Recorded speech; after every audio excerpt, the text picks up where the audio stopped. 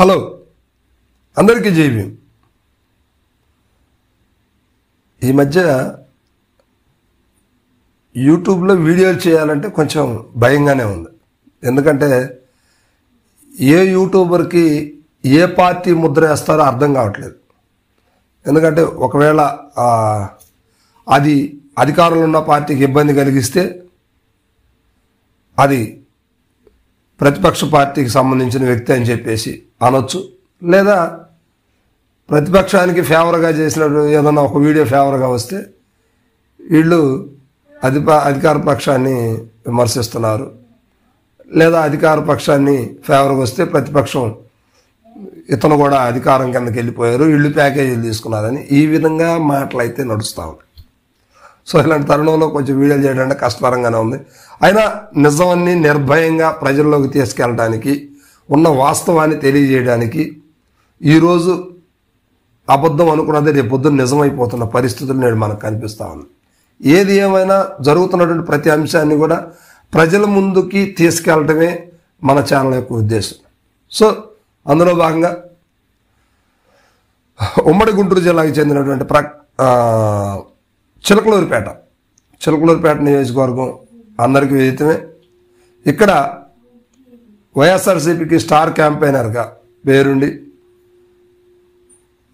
ఒక మహిళా ఎమ్మెల్యేగా టీడీపీ నుండి వైఎస్ఆర్సీపీకి వచ్చి వైఎస్ఆర్సీపీలో ఎట్ ఏ టైం రావటం, ఎమ్మెల్యేగా గెలవటం, మంత్రి అవటం అంతా ఒక లక్ అని చెప్పుకోవచ్చు. విడుదల రజని ఈమె స్టార్ క్యాంపెయినర్, వైసీపీలో కీలకమైనటువంటి నేత అని చెప్పుకోవచ్చు. వైఎస్ఆర్సీపీ ప్రధానమైనటువంటి కార్యక్రమాలన్నీ కూడా ఈమె చేతికి అప్పగించినటువంటి పరిస్థితులు కూడా నాటి కాలంలో జరిగినాయి. అయితే ఇటీవల దాకా కూడా అదే పరిస్థితి నడుస్తుంది. అయితే ఇటీవల ఆమె జనసేనలోకి వెళ్తున్నట్టు రోమరు అనేది బాగా జరిగింది. అందుకని బాలినేని వాసు గారితో తను మాట్లాడటం, ఆయన పార్టీ మారాడు కనుక ఏం కూడా పార్టీ మారుతుంది, ఇంకా కొంతమంది కూడా మారే అవకాశాలు ఉన్నాయంటూ కొన్ని వార్తలు అయితే వచ్చినాయి. అవన్నీ కూడా ఏంటంటే జరిగిన మాట వాస్తవం లేదా తెలియదు, కానీ రూమర్స్ అయితే వచ్చినాయి. అదేవిధంగా కొన్ని వీడియోస్ కూడా వైరల్ అయినాయి. ఆమె జనసేన వాళ్ళతో మాట్లాడటం, ఇట్లా కలవటం అనేది కూడా జరిగినాయి, చాలా జరిగినాయి.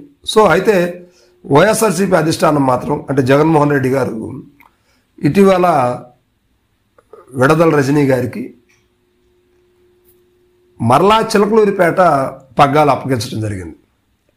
అంటే గుంటూరు వెస్ట్ నుంచి పోటీ చేసి దారుణంగా ఓటమి పాలైనటువంటి విడుదల రజనీ గారు మరలా చిలకలూరిపేట పంపించారు. ఇక్కడ ఒక ట్విస్ట్ ఉంది. ఏంటంటే ఇక్కడ వైఎస్ఆర్సీపీ గెలవడానికి ప్రప్రదమైన కారణం ఏంటంటే అక్కడ అంటే గతంలో ఎమ్మెల్యేగా పనిచేసినటువంటి మరి రాజశేఖర్ గారు, ఈయన ఇక్కడ స్థానికుడు, బలమైన సామాజిక వర్గం. ఒకనొక టైంలో పత్తిపాటి పుల్లారావు గారికి ధీటైన అభ్యర్థిగా ఉన్నాడు. తర్వాత ఆర్థికంగా కావచ్చు, పలు రకాల కారణాల చేత ఆయన కొంచెం స్లో అవడం జరిగింది. సో అయినా వర్గం అయితే బలంగా ఉంది అక్కడ. కానీ ఇలాంటి పరిస్థితుల్లో వైఎస్ఆర్సీపీ అధినాయకత్వం ఏం చేసిందంటే ఆయన్ని మీకు ఎమ్మెల్సీ ఇస్తాము, అవసరమైతే మంత్రిని చేస్తాము, ఈసారికి మీరు పక్కన ఉండండి, రజనీ గారికి మీరు సపోర్ట్ చేయండి, మిమ్మల్ని ఎక్కడ కూడా తగ్గించాం, మీకు కీలకమైనటువంటి పాత్ర ఉంటుంది అని చెప్పేసి మరి రాజశేఖర్ గారు చెప్పి విడుదల రజనీ గారికి అక్కడ సపోర్ట్ చేయించి ఆమెను గెలిపించడం జరిగింది. సో గెలిపించిన తర్వాత ఆయనకి ఎమ్మెల్సీ ఇవ్వడం జరిగింది, అంతా బాగానే ఉంది. కానీ మంత్రి అనే పదాన్ని మాత్రం చేయలేకపోయింది వైఎస్ఆర్సీపీ. దానివల్ల కొంత రాజశేఖర్ గారు బాధకు గురయ్యారు. అంటే ఆ రోజునే పోటీ చేస్తే విడుదల రజనీ గెలిచేది కాదు కదా, నేను పార్టీకి చేశానన్న ఆ మాటలు కూడా వినిపించినాయి. కానీ ఆయన ఎమ్మెల్సీ మాత్రం ఇచ్చారు, ఆయన కంటిన్యూ అవుతూ ఉన్నారు. అయితే సో ఈ తరుణంలో ఇక్కడ ఇప్పుడు విడుదల రజనీ గారిని మరలా తీసుకురావడం వల్ల కొంచెం మరి రాజశేఖర్ గారికి ఇబ్బందికరంగానే మారిందని చెప్పుకోవచ్చు. సో ఇప్పుడు మళ్ళీ వీళ్ళిద్దరు కలిసి చేస్తారా, లేకపోతే ఇక్కడ వీళ్ళిద్దరూ ఒకరు రాజశేఖర్ గారు ఇండిపెండెంట్గా వేయటం, లేకపోతే వైఎస్ఆర్సీపీ నుంచి కలిసి ఉండే అవకాశాలు అయితే మరి కనిపించే పరిస్థితి లేదు. సో దీనివల్ల టీడీపీకి ఇంకొంచెం ప్లస్ అవుతుంది అనేది మాత్రం కొంచెం ఆలోచించాల్సిన విషయం, కొంచెం వెయిట్ చేయాల్సిన విషయం కూడా ఉంది ఇక్కడ. సో దీనివల్ల ఏంటంటే విడుదల రజనీ గారికి గెలుస్తుందో లేదో తెలియదు, కానీ మొత్తానికి మాత్రం ఈసారి రాజశేఖర్ గారు అక్కడ కీలక పాత్రని పోషించే విధంగా ఉందన్నమాట. సో వైఎస్ఆర్సీపీ అధిష్టానం మరి ఆయన్ని బుజ్జగించుదా లేకపోతే ఎట్లా చేస్తుందా అనేది మాత్రం కొంచెం వెయిట్ చేయాల్సిన పరిస్థితి.